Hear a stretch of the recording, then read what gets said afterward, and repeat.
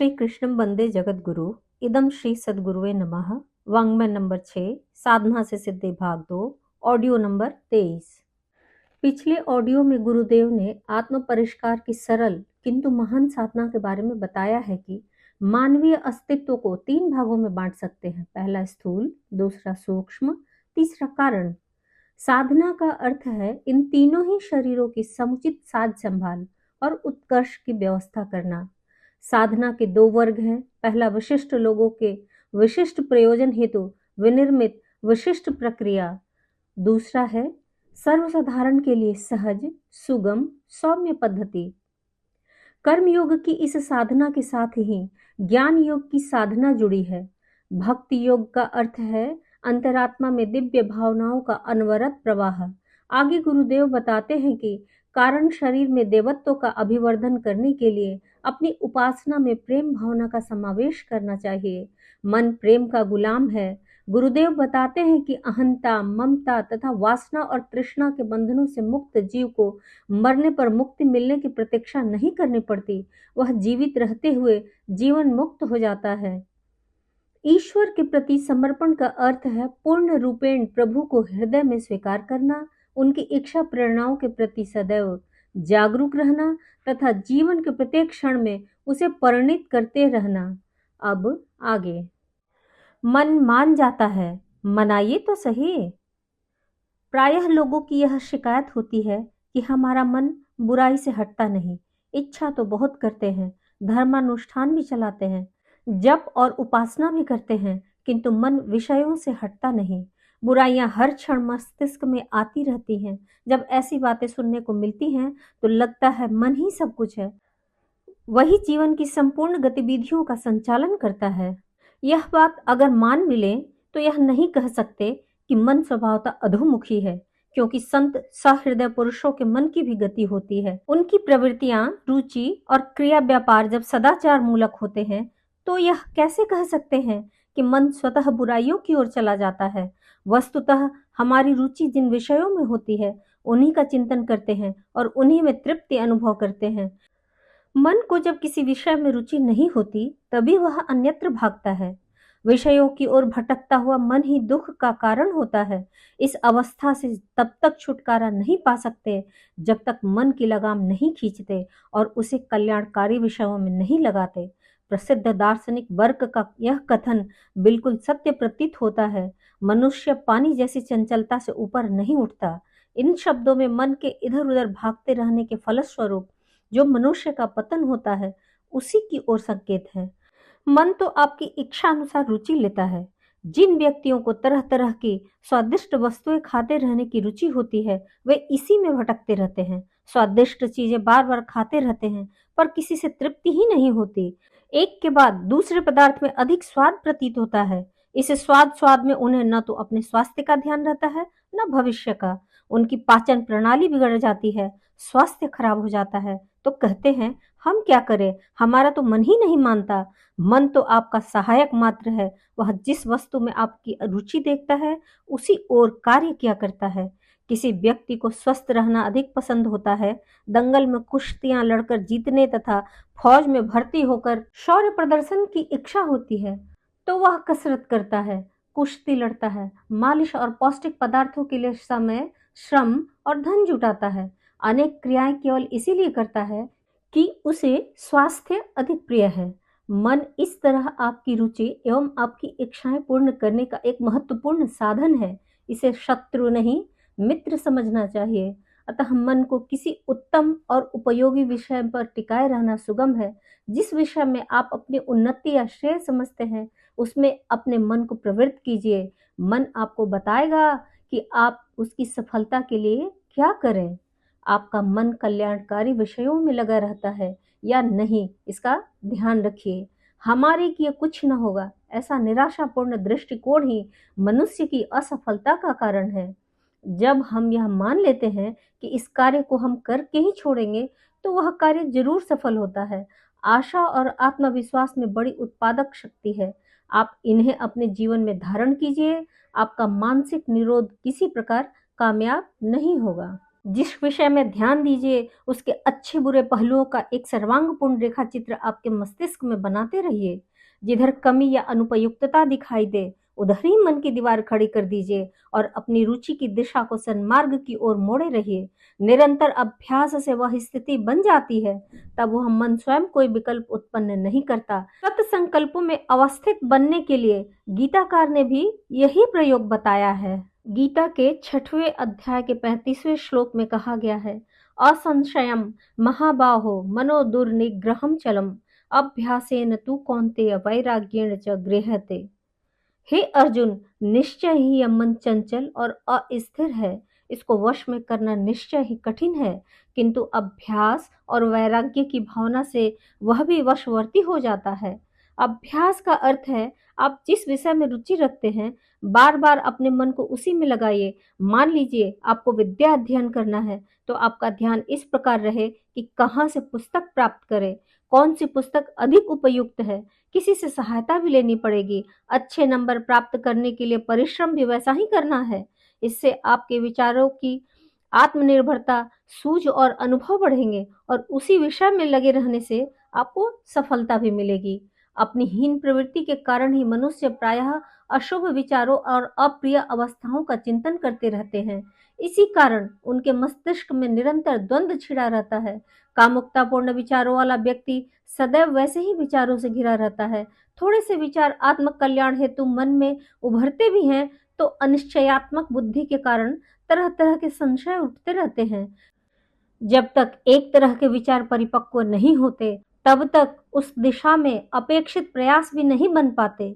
यही कारण है कि मनुष्य किसी क्षेत्र में प्रगति नहीं कर पाता। सद्विचार जब जागृत होते हैं तो मनुष्य का जीवन स्वस्थ, सुंदर और संतोषयुक्त बनता है। अपना संकल्प जितना बलवान बनेगा उतना ही मन की चंचलता दूर रहेगी और संयम बना रहेगा। इससे शक्ति जो मनुष्य को उत्कृष्ट बनाती है विशृंखलित न होगी और मनुष्य दृढ़ता पूर्वक अपने निश्चय पथ पर बढ़ता चलेगा। आप सदैव ऐसे ही काम करें जिनसे आपकी आत्मा की अभिव्यक्ति हो। जिन कार्यों में आपको संतोष न होता हो उन्हें अपने जीवन का अंग न बनाइए। जब तक मनुष्य अपने कार्यों में मानवोचित स्वतंत्रता की भावना का विकास नहीं करता तब तक उसकी आत्मा व्यक्त नहीं होती। दूसरों के लिए सही मार्गदर्शन वही दे सकता है जिसमें स्वतंत्र रूप से विचार करने की शक्ति हो। इससे शक्ति का उद्रेक मनुष्य के नैतिक साहस और उसके प्रबुद्ध मनोबल से ही होता है। बलवान मन जब किसी शुभ कर्म में संलग्न होता है तो मनुष्य के जीवन को सुख संपदाओं से ओतप्रोत कर देता है। उसकी भावनाएं संकीर्णताओं के बंधन तोड़कर अनंत तक अपने संबंधों का विस्तार करती हैं। वह लघु न रहकर महान बन जाता है। अपनी इस महानता का लाभ अन्यान्यों को दे पाने का यश लाभ प्राप्त करता है। इसलिए जीवन साधना का प्रमुख कर्तव्य यही होना चाहिए कि हमारी मानसिक चेष्टाएं पतनोन्मुख न हो। मन जितना उदात्त बनेगा जीवन उतना ही विशाल बनेगा। सुख और शांति मानव जीवन की इस विशालता में ही सन्निहित है। दुख तो मनुष्य स्वार्थपूर्ण प्रवृत्तियों के कारण पाता है। अतः अपने आप को सुधारने का प्रयत्न कीजिए। वश में किया हुआ मन ही मनुष्य का सहायक है और उससे बढ़कर अपना उद्धार करता संसार में शायद ही कोई हो। इस परम हितैषी मन पर अनुकूल न होने का दोषारोपण करना उचित नहीं लगता।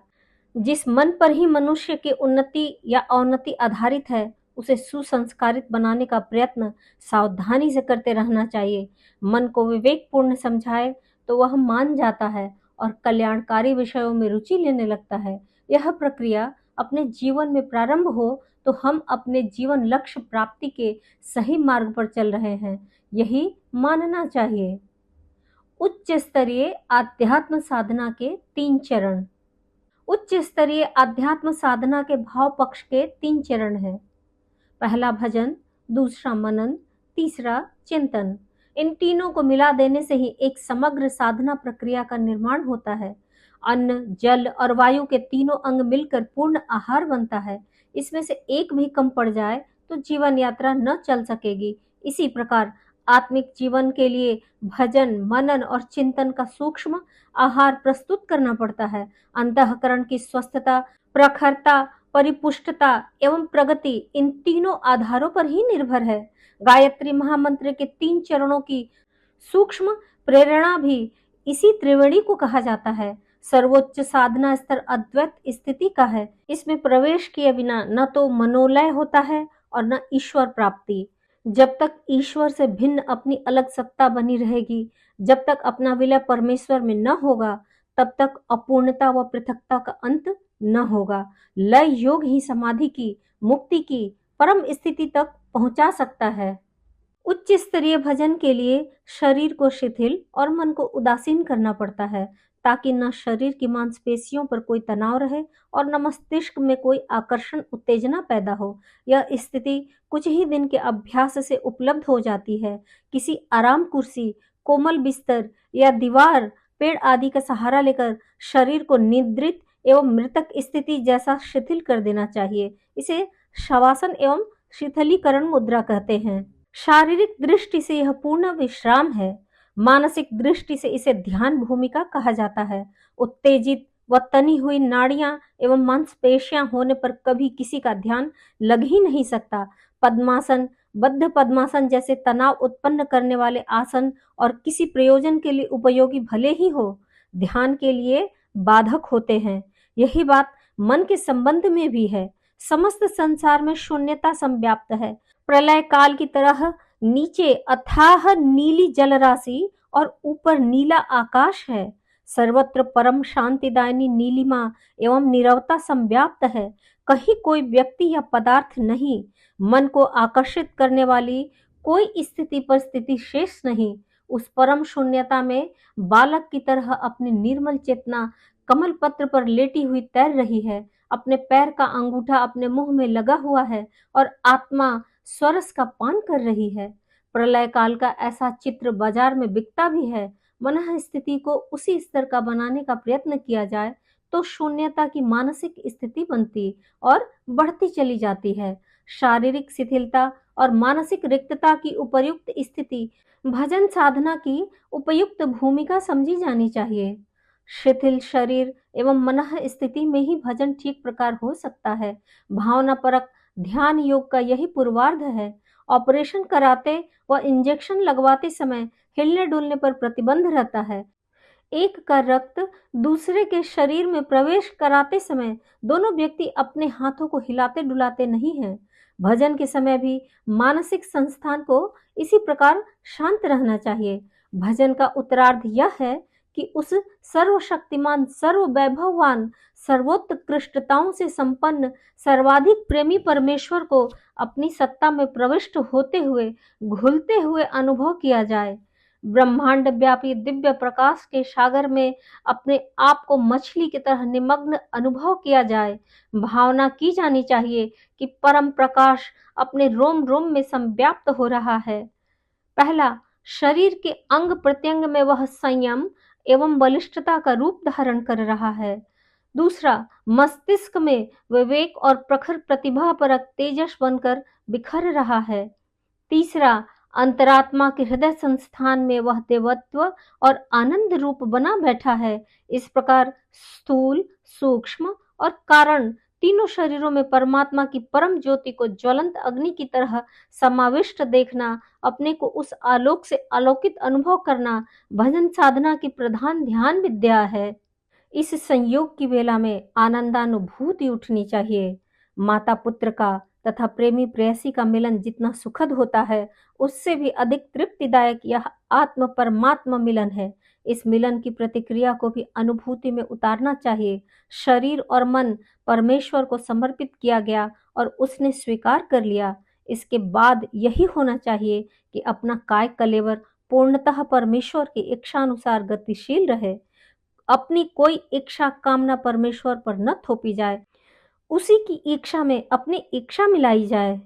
परमेश्वर जिसमें प्रसन्न हो वही सोचना, वही करना सच्चे भजन परायण भक्त के लिए उचित है। बदला पाने के लिए किया गया भजन तो वेश्यावृत्ति है। कहा जा चुका है कि भावनात्मक साधनाओं के लिए संध्या वंदन की तरह ब्रह्म मुहूर्त का बंधन नहीं है। उसे सुविधा अनुसार नित्य उपासना के साथ या आगे पीछे किया जा सकता है। यही बात मनन साधना पर लागू होती है। उसे भजन के साथ या आगे पीछे किया जा सकता है। वातावरण शांत और स्थान एकांत होना चाहिए। आंखें बंद करके आराम कुर्सी पर पड़े हुए यह सोचना चाहिए कि शरीर मृतावस्था में पड़ा है और प्राण उसमें से निकलकर किसी ऊंचे स्थान पर हंस पक्षी की तरह जा बैठा है। अब पड़ी हुई लाश के अंग प्रत्यंगों को पोस्टमार्टम के समय उघाड़े गए अवयवों की तरह उलटना पलटना चाहिए और समझना चाहिए कि कपड़ों से भरी हुई पेटी की तरह ही यह काया अपने सामयिक उपयोग के लिए मिली है। इसी प्रकार मस्तिष्क को एक छोटे डिब्बे की तरह खोलकर देखना चाहिए कि उसमें मन, बुद्धि, चित्त, अहंकार के 4 आभूषण, उपकरण और औजार सुसज्जित रखे हैं। इस ध्यान को जितनी गहराई से, जितनी देर किया जा सकना संभव हो, करना चाहिए और इस निष्कर्ष पर पहुंचना चाहिए कि प्राण हंस की आत्मसत्ता सर्वथा स्वतंत्र है। शरीर की वस्त्र पेटी और मस्तिष्क की उपकरण पिटारी जीवन रथ के द्विअश्व वाहन की तरह है। काय कलेवर लक्ष्य पूर्ति के लिए सहायक के रूप में मिला है। उसकी शोभा सुसज्जा के लिए आत्म कल्याण के लक्ष्य को तिलांजलि नहीं दी जानी चाहिए। मृग मरीचिका को कुछ भी साथ न ले जाने वाले वैभव की मृत्यु को, आयुष्य की क्षण भंगुरता को तथा विषयों की निरर्थकता को यदि मनुष्य गंभीरता पूर्वक समझे तो उसकी आंखें खुले कि क्या करना चाहिए था और क्या किया जा रहा है, किधर चलना चाहिए था और किधर चला जा रहा है। जीवन और मृत्यु दोनों एक दूसरे के साथ इस प्रकार जुड़े हुए हैं कि किसी के कभी भी नीचे ऊपर होने में तनिक भी आश्चर्य नहीं किया जाना चाहिए। वस्तु स्थिति समझ में आए तो हर व्यक्ति अपने बहुमूल्य क्षणों का ठीक प्रकार उपयोग करना सीखे और उन निरर्थक बाल क्रीड़ाओं में न उलझे जिनमें आमतौर से लोग अपने को भुलाए रहते हैं।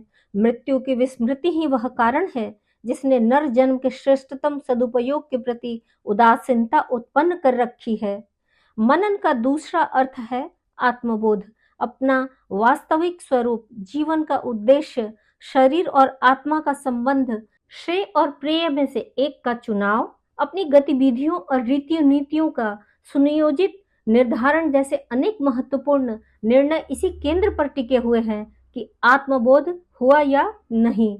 यह चेतना जब तक जागेगी नहीं तब तक लोभ और मोह की लिप्सा प्रचंड ही बनी रहेगी। तृष्णा और वासना की प्रबलता उभरी ही रहेगी। माया पाश और भव बंधनों से छुटकारा मिलेगा ही नहीं।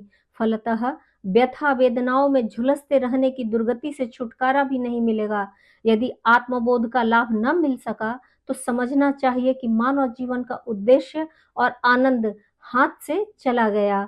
भजन अर्थात ईश्वरीय सत्ता के साथ आत्म सत्ता का समीकरण, परस्पर विलय, समन्वय की अनुभूति।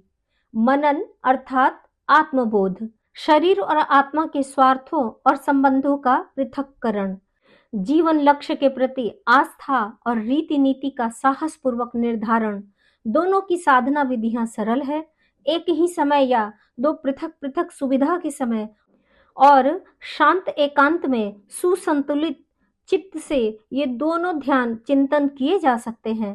भावनाओं की जितनी गहराई इनमें लगेगी उतनी ही अंतर ज्योति प्रखर होती चली जाएगी और आत्मा के साथ परमात्मा का प्रणय परिणाम होने पर जिन दिव्य संपदाओं की उपलब्धि होनी चाहिए वे सहज ही करतलगत होती चली जाएंगी।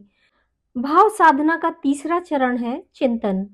चिंतन अर्थात शारीरिक गतिविधियों का, आदर्शवादिता का और मानसिक हलचलों का उत्कृष्टता के आधार पर सुसंतुलित निर्धारण। इसके लिए प्रातःकाल उठते ही हर दिन नया जन्म, हर रात नई मौत का तथ्य सामने रखकर आज की समय परक और भाव परक दिनचर्या निर्धारित करनी चाहिए। एक ही दिन के लिए यह जन्म है, आज की रात मृत्यु निद्रा की गोदी में जाना है। इसलिए ईश्वर प्रदत्त समय संपदा और भाव वैभव का श्रेष्ठतम सदुपयोग करने के लिए, जीवन लाभ लेने के लिए साहस पूर्वक तत्पर होना चाहिए। किसी भी व्यवधान को इस निर्धारण में बाधक नहीं होना देना चाहिए। प्रातः काल से लेकर सोने के समय तक की समयचर्या निर्धारित करनी चाहिए। नित्य कर्म, विश्राम और उपार्जन से लेकर परमार्थ प्रयोजनों तक के लिए उचित रीति से समय विभाजन किया जाए। उपार्जन के और पारिवारिक पोषण के उत्तरदायित्व तो अभी जिनके कंधों पर हैं, उन्हें भी 8 घंटे कमाने के लिए, 6 घंटे सोने के लिए, 4 घंटे नित्य नैमित्तिक कर्मों के लिए, लगातार सांसारिक प्रयोजनों के लिए अधिकतम 20 घंटे ही खर्च करने चाहिए। शेष 4 घंटे जीवनोद्देश्य की पूर्ति में लगाने चाहिए। हर क्रिया के साथ एक विचारणा अनिवार्य रूप से जुड़ी रहती है। क्या कार्य किस लाभ या प्रयोजन के लिए किया जा रहा है? उसमें रुचि या उत्साह किस लिए है? इसका कुछ न कुछ कारण आकर्षण होना ही चाहिए। मनोगत आकांक्षा और शरीरगत क्रिया दोनों के सम्मिश्रण से समग्र कर्म बनता है। उसी के आधार पर संस्कार बनते हैं, पाप पुण्य का निर्धारण होता है और कर्म फल की प्रतिक्रिया उत्पन्न होती है। भाव रहित क्रिया तो उछल कूद भर होती है। हमें अपने हर क्रियाकलाप के साथ उच्च आदर्शों से भरी पूरी भावना नियोजित रखनी चाहिए। पत्नी को अपने संरक्षण में रखी गई ईश्वर की पुत्री समझा जाना चाहिए और वह पिता के घर से जिस स्थिति में आई थी, उसकी अपेक्षा उसे अधिक स्वस्थ, सुयोग्य, सुविकसित, प्रसन्न और प्रफुल्लित बनाने का प्रयास निरंतर करते रहने की बात सोचनी चाहिए। यदि उसके प्रति कर्तव्य, स्नेह व सौजन्य बरसाया जाता रहा, तो वह पत्नी भौतिक सुविधा और आत्मिक प्रगति दोनों ही दृष्टियों से बड़ी सुखद व श्रेयस्कर सिद्ध होगी। बालकों को ईश्वर के उद्यान में उगे हुए सुरभित पुष्प माना जाए और उन्हें माली की तरह सींचा और संभाला जाए। उन्हें यदि अपनी संपदा, बुढ़ापे की लकड़ी, वंश चलाने वाले उत्तराधिकारी, मात्र प्रिय पात्र ही माना समझा जाएगा, तो वे ही बालक बंधन रूप सिद्ध होंगे और लोक परलोक में विविध विध दुर्गति का कारण बनेंगे। दृष्टिकोण का अंतर रहने के कारण एक व्यक्ति के लिए शिशु पोषण व परिवार पालन अपार उद्वेग उत्पन्न करेगा, जबकि परिष्कृत चिंतन शैली से की गई परिवार सेवा गृहस्थ योग साधना बन जाती है। माता पिता, भाई बहन आदि का भरा पूरा कुटुंब किसी भावनाशील व्यक्ति के लिए अपने सद्गुणों के विकास के लिए विनिर्मित प्रयोगशाला ही सिद्ध होता है। इन थोड़े व्यक्तियों की सुव्यवस्था बनाना एक छोटे राज्य का सुशासन चलाने के समान है। नेतृत्व, सुसंचालन व सुव्यवस्था की दिशा में किसने कितनी योग्यता प्राप्त की, इसकी परीक्षा पारिवारिक जीवन में बरती गई रीति नीति से होती है। जो उसमें उत्तीर्ण होते हैं, उन्हें भगवान अधिक बड़े क्षेत्र का अधिक महत्वपूर्ण उत्तरदायित्व सौंपते हैं। इस तथ्य को ध्यान में रखते हुए परिवार के बिना उपार्जन एवं सुविधा व्यवस्था में लगने वाला अधिकांश समय तथा मनोयोग तप में नियोजित किया जाए, तो घर ही तपोवन बन सकता है। ऐसे लोगों को तपोवन में घर बनाने की आवश्यकता नहीं है।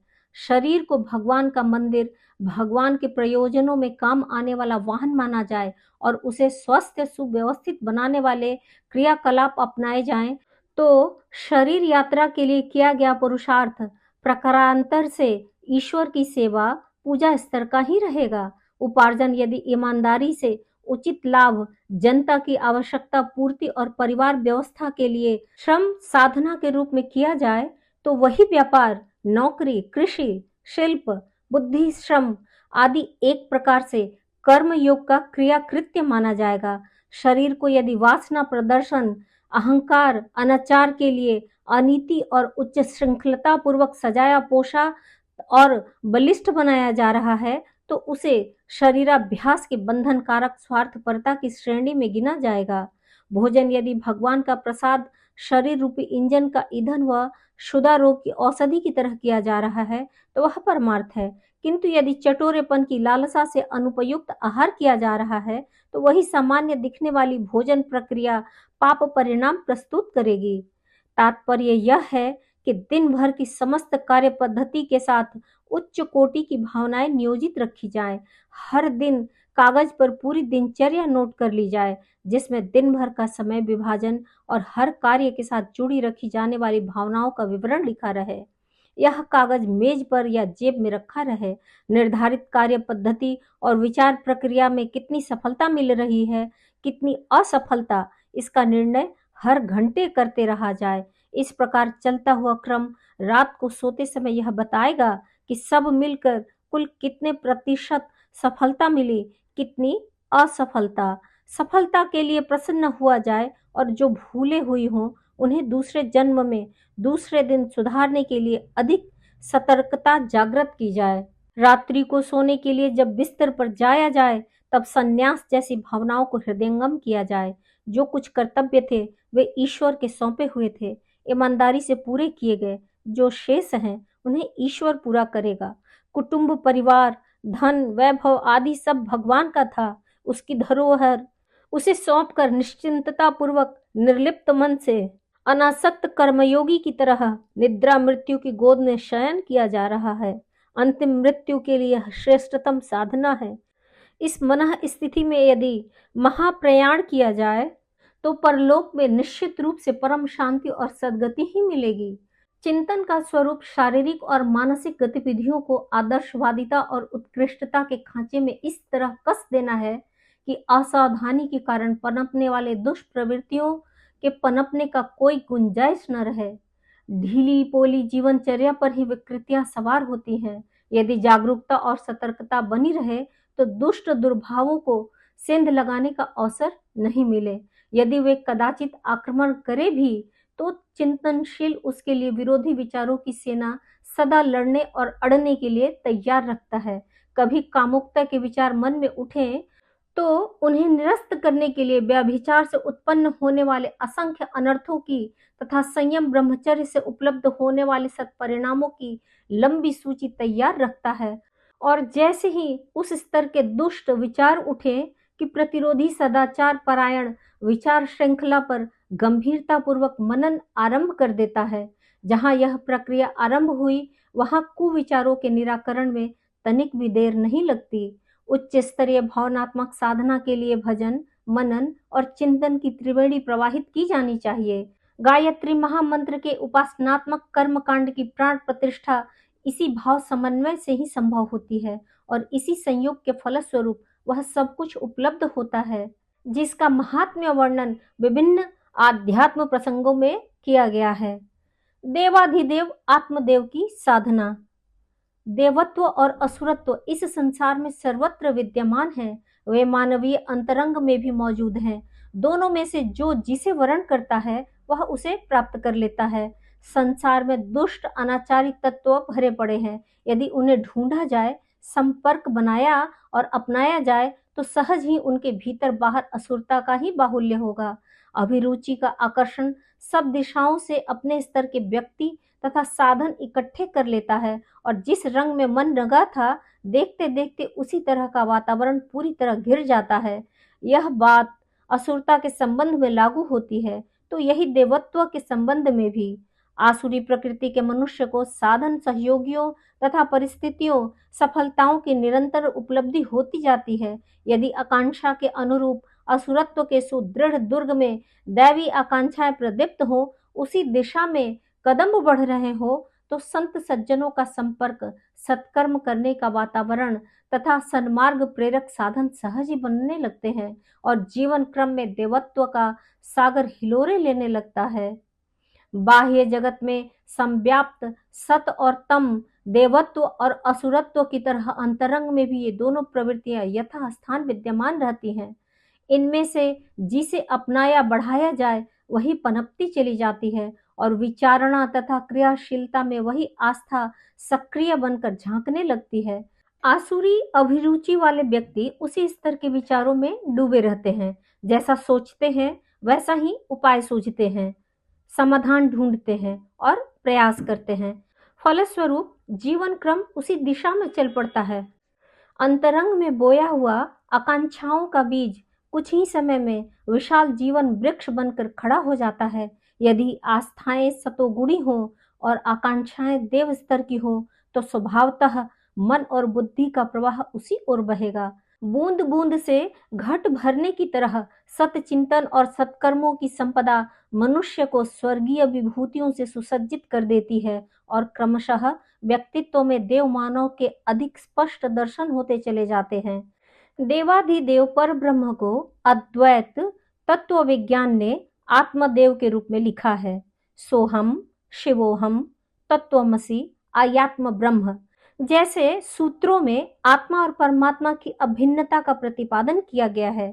जीव स्थिति तो तभी तक है जब तक मलावरण, विक्षेप और कषाय कल्मष अंतःकरण पर चढ़े हुए हैं। इन विकारों का शोधन हो जाने पर तो आत्मा निःसंदेह परमात्मा ही है। तत्वदर्शी सदा से कहते रहे हैं कि ईश्वरीय समस्त महत्ताएं नर में बीज रूप में विद्यमान है। यदि उन्हें विकसित किया जा सके तो नर में नारायण की झांकी तत्काल देखी जा सकती है। साधना का एकमात्र प्रयोजन आत्मशोधन है। अपनी शारीरिक, मानसिक और भावनात्मक मलिनताओं को शुद्ध करने के लिए ही तपश्चर्या, उपासना की जाती है।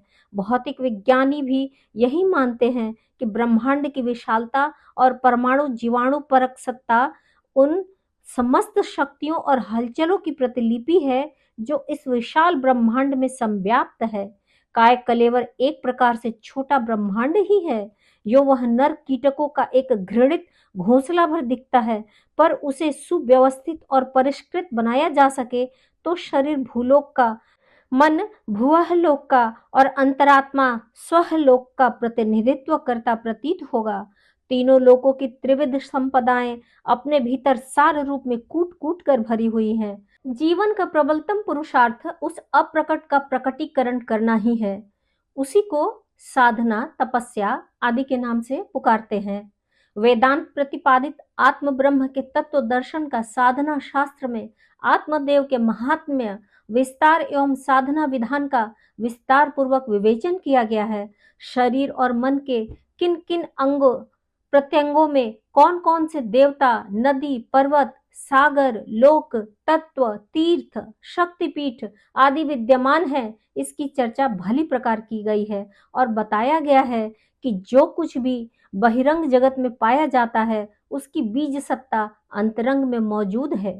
अस्तु काय कलेवर को तुच्छ नहीं समझा जाना चाहिए, वरन उसमें श्रेष्ठतम सत्ता की झांकी की जानी चाहिए। भौतिक संपदा का अहंकार तो है ये है, पर आत्मदेव का गौरव हर किसी को अनुभव करना चाहिए और आत्म गौरव की रक्षा करने वाली व आत्म गरिमा को ज्योतिर्मय करने वाली रीति नीति अपनानी चाहिए। आत्मदेव की साधना उपासना के विधि विधानों का आध्यात्म विज्ञान के अंतर्गत सुविस्तृत उल्लेख है। निराकार साधना में अपने कणकण को नीलवर्ण प्रभा ज्योति से ज्योतिर्मय देखने का अभ्यास किया जाता है। आकाश में आत्मसत्ता तनिक सी नीली आभा लिए हुए सूर्य के समान प्रकाशवान है और उसकी दिव्य एवं प्रखर किरणें शरीर के रोम रोम में प्रवेश करके बलिष्ठता बढ़ा रही हैं, मन में प्रवेश करके मनस्विता को प्रखर कर रही हैं, अंतरात्मा के भाव संस्थान हृदय में प्रवेश करके आत्मशक्ति को ज्वलंत बना रही हैं। अपना सब कुछ ज्योतिर्मय हो रहा है। प्रकाश के सागर में जल मत्स्य की तरह स्वच्छंद विचरण किया जा रहा है।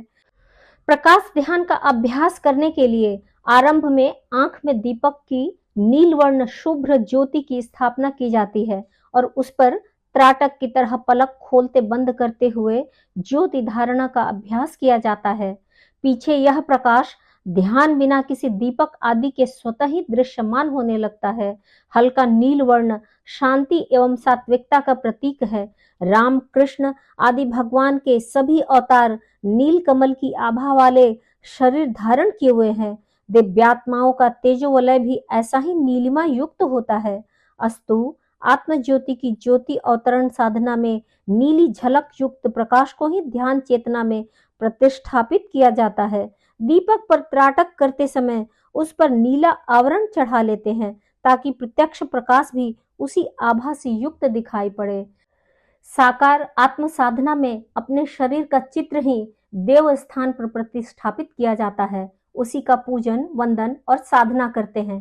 तांत्रिक विधान के अनुसार छाया पुरुष की सिद्धि में अपने ही सूक्ष्म शरीर की सत्ता को प्रखर बनाया जाता है और वह साधना क्रम के कारण इतनी सत्तावान हो जाती है कि एक सामर्थ्यवान अदृश्य मित्र की तरह अभीष्ट सहायता करते रहने के लिए प्रस्तुत रहे।